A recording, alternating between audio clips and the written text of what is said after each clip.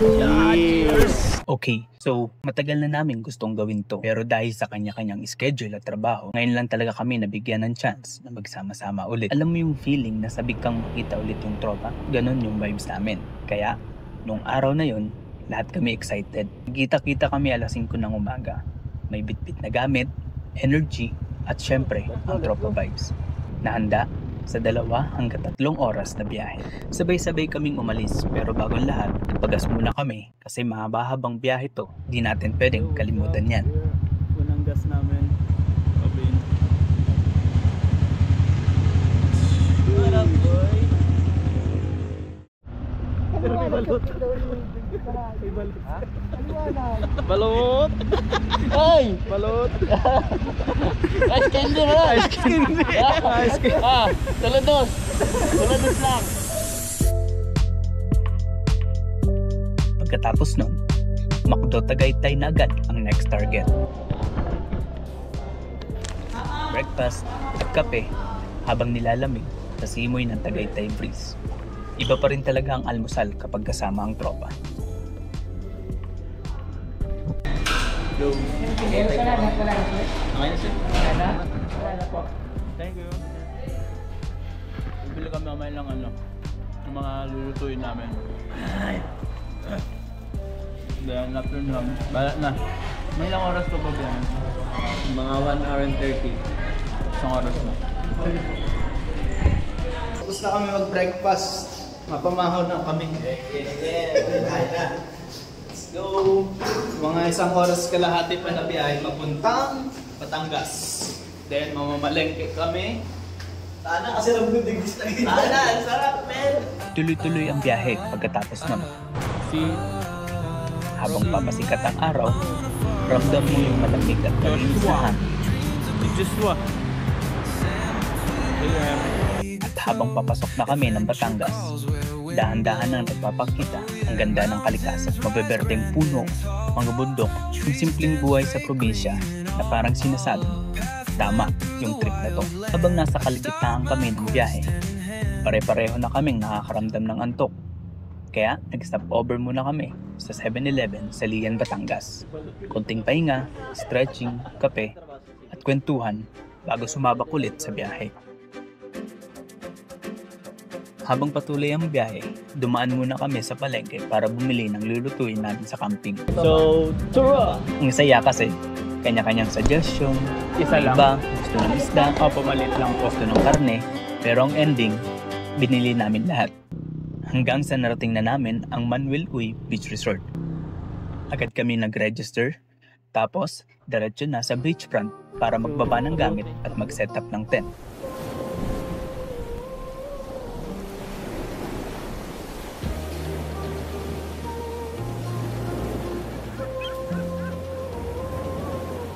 Malayan din ang aming outing. After So, 5 years. After 5 years, natupad din. 5 years and a half, 1 day and 2 hours. Pagkatapos ng setup, nagluto agad kami ng lunch. Sama-samang naghiwa, nagluto, nagtawanan, sabay-sabay ding kumain. Wala talagang tatalo sa kaingin ng tropa na may kasamang hangin, dagat at kwentuhan. After kumain, nag-chill lang kami. Nagkwentuhan, may mga nagsasayawan, may tumatambay lang sa gilid. Pero habang sumasayaw, ako naman, ayun, napakan ko yung kahoy at may salugsog na pumasok sa pako. At ang ending, tinulungan nila ako habang ako'y nasasaktan. Pero okay lang, bahagi yan ng adventure. Hapon na, nag-relax lang kami habang low tide. Naglalakad-lakad kami sa may pangpang. Ramdam mo ang buhangin sa paa, rinig mo yung hampas ng alon, Next payapa time, yung at mga sobrang broski natin relaxing. dyan, sina Kuya TV, lahat, si Kuya Tana, sumama na kayo mga lintigurasang kamo. So yun guys, dito kami sa Kalatagan, Batangas, sa Manuel Uy Beach Resort.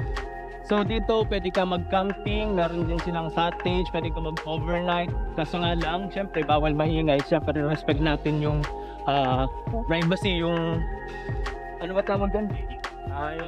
Yung katahimikan ng lugar. So bawal speakers, bawal maingay, bawal sumigaw, bawal karaoke. Lahat bawal. Pwede lang dito sa mga pogi tulad namin.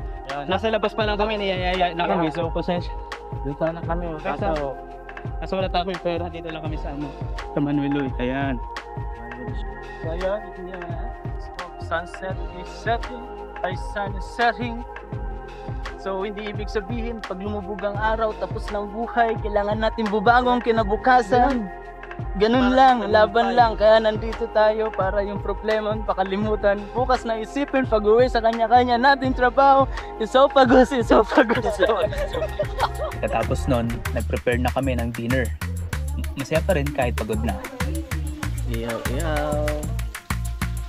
Yung to the moon.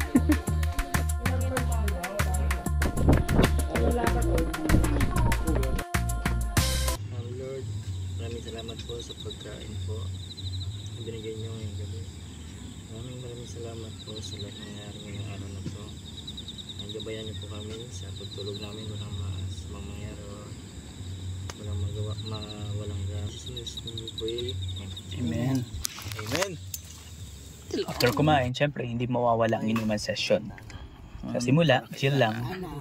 Pero habang lumalalim ang gabi, may una ng nalasing at gaya ng dati, tawanan lang kaming lahat. Masaya man o malungkot, lahat ng moments mahalaga.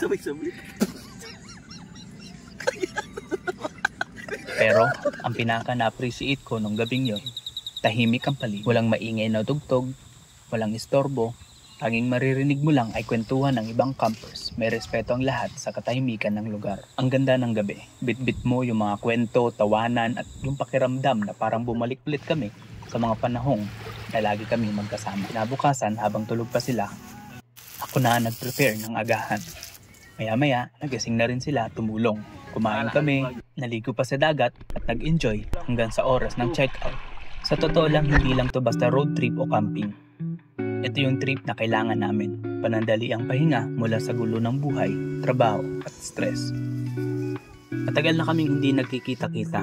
Lahat naging busy sa kanya-kanyang buhay. Pero ngayon, kahit isang araw lang, nagkaroon kami ng oras para bumalik sa samahan at bumuo ng panibagong alaala. At higit sa lahat, ito yung sandaling pinapaalala sa iyo kung gaano kakahalaga sa mga taong matagal mo nang hindi nakakasama. Kaya, kung may mga pagkakataong kayong magsama-sama ulit ng tropa, grab nyo na. Hindi nyo alam kung kailan ulit to mauulit.